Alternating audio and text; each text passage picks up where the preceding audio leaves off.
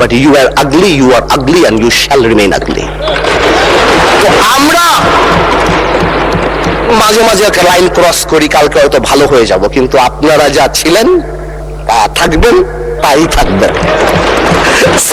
এটা বাস্তব, এটাকে মেনে নেওয়াই ভালো। 47, 52 আর 71 এক না, প্রত্যেকটারই বিউটি আলাদা। মাননীয় আমার তো ভয় লাগে ওনারে। একটু আগে আমাদের স্বরাষ্ট্রমন্ত্রী সাহেব উনি বলে গেল জাতি বিভক্ত করা যাবে না। তো জাতি বিভক্ত না করলে মুক্তিযুদ্ধের ইতিহাস কিভাবে শিখাবো? হাওয়ার সাথে যুদ্ধ করছে, মুক্তি দেয়নি।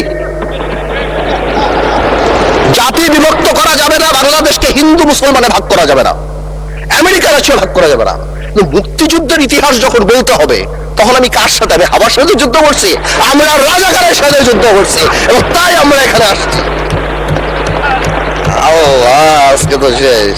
এইবার বলতে চাই, এই তো অনেক কথা তো বললাম, আমি মনে করি এখন আমরা এটাকে চেঞ্জ করবো কিভাবে? How Time is extended for another 8 minutes for you. আমি আর আপনি কলিগ, মাননীয় স্পিকার, একসাথে পড়াইছি, একসাথে কত কফি খাওয়াইছি আপনারে, এই জন্যই তো 8 মিনিট দিলাম extra. Anyways, thank you, much obliged. First, we need to change the political culture, and we have seen that our honorable Prime Minister started that. Political gesture change করতে হবে। আপনাদের বাড়ি গিয়েছেন, আপনারা করেছেন, নাহিদ সাহেবের বাড়ি গিয়েছেন, এটা রুট লেভেলে নিয়ে যেতে হবে।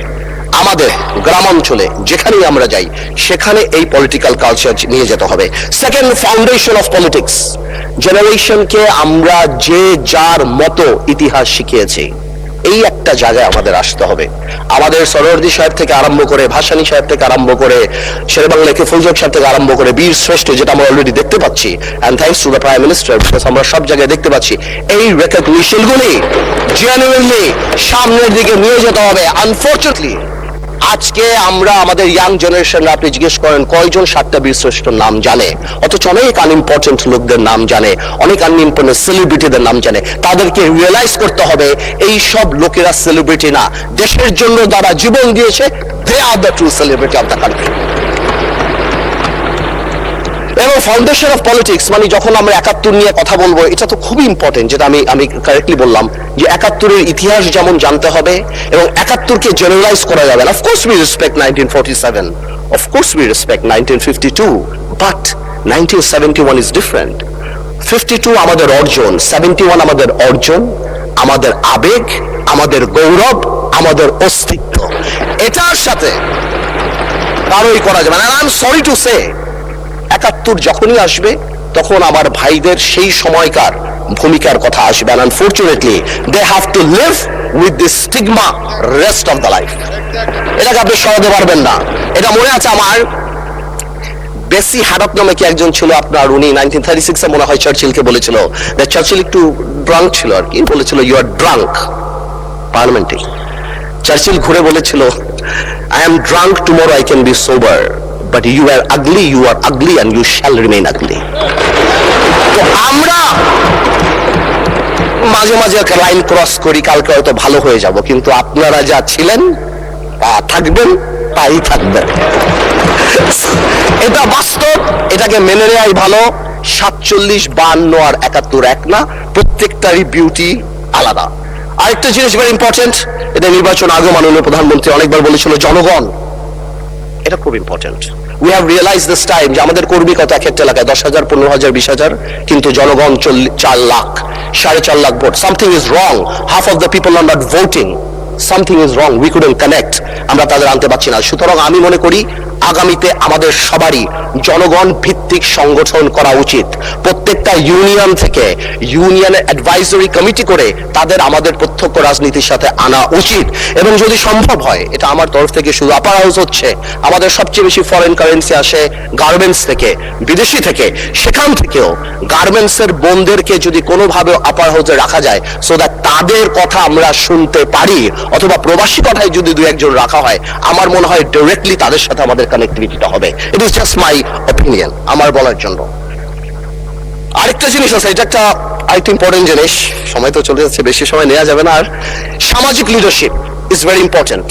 সমাজ এখন সাংঘাতিকভাবে বিভক্ত, আপনি ভোট দিতে যাবেন, কোনো বাড়িতে ঢুকবেন, বাবা সারাদিন নামাজ পড়ছেন অথবা বাবা সারাদিন কাজ করছেন, তার ওয়াইফ সারাদিন নামাজ পড়ছেন, ছেলে একটা টিকটক করে, মেয়ে একটা কোরিয়ান অ্যাক্টর হতে যায়।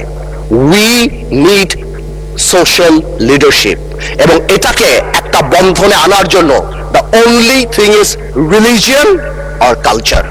আমরা মডার্নাইজেশন, গ্লোবালাইজেশনের নাম করে আমাদের রুট, আমাদের ধর্ম থেকে অনেক দূরে সরে গিয়েছি। আমাদের ধর্মে আর কালচারে ফেরত আসতে হবে যদি সমাজকে বাঁচাতে হয়। সুতরাং আমরা যারা এখানে আছি তাদের পলিটিক্যাল লিডার হওয়ার পাশাপাশিও প্রত্যেকেরই সামাজিক লিডারের ভূমিকায় যেতে হবে। বেশি সময় নাই, আমি খালি এতটুকু বলবো, আমাদের দেশে আমরা যারা আছি, আমাদের মাননীয় প্রধানমন্ত্রী আওয়ামী থেকে ক্যাবিনেট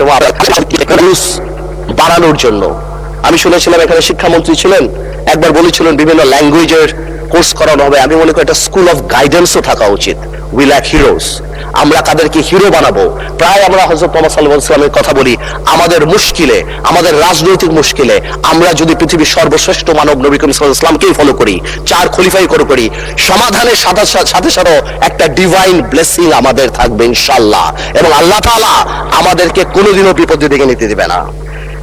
শেষ কথা একটা বলে যাই, অনেকে আওয়ামী লীগ নিয়ে কথা বলে, আওয়ামী লীগের ফিরে আসা নিয়ে কথা বলে। আমি একটা কথা আওয়ামী লীগ নিয়ে পরিষ্কার বলে দিতে চাই, জুলাইকে অস্বীকার করে বাংলাদেশে রাজনীতি করার কোনো সুযোগ নাই। জুলাইকে জঙ্গি আখ্যা দিয়ে বাংলাদেশে রাজনীতি করার কোনো সুযোগ নাই, এবং এই বিচার না হওয়া পর্যন্ত বাংলাদেশে রাজনীতি করার কোনো সুযোগ নাই। স্পিকার, যে ইনস্টিটিউশনগুলি আমাদের ধ্বংস হয়েছে, বিশেষ করে আমি মাননীয় প্রধানমন্ত্রী, আমাদের ফরেন মিনিস্টার সবাইকে বলবো, বাংলাদেশ হ্যাজ আ টেইন্টেড, আমি বলবো এজ আ টেইন্টেড রেপুটেশন। গত সরকারের সময় আমরা স্যাংশন পেয়েছি, স্যাংশন বিদেশের মাটিতে, কিন্তু আমাদের জন্য অত্যন্ত লজ্জাজনক। আমি আমার তরফ থেকে বলবো, এই র্যাবের প্রতি স্যাংশন, অর্থনৈতিকভাবে যে জিনিসগুলি হয়েছে, যেভাবে আল জাজিরাতে আমাদের রেপুটেশন, আমাদের ব্যাংক লুট থেকে আরম্ভ করে and all Sheikh Hasina's man, এবং তারপর যেভাবে একটা মন্ত্রী 700 বাড়ি, আমার মনে হয় এই জিনিসগুলিকে আমাদের রিকভার করার জন্য আমাদের এনাফ কাজ করা উচিত। এবং যদি সম্ভব হয় মাননীয় স্পিকার, একটা ইকোনমিক ট্রিজন আইন পাশ করা উচিত, যে ভবিষ্যতে যাদের কর্মকাণ্ডের জন্য বিশ্ব পরিমণ্ডলে বাংলাদেশের অর্থনৈতিক রেপুটেশন নষ্ট হয়, তারা জানি দেশদ্রোহী হিসাবে বিবেচিত হয়। আমি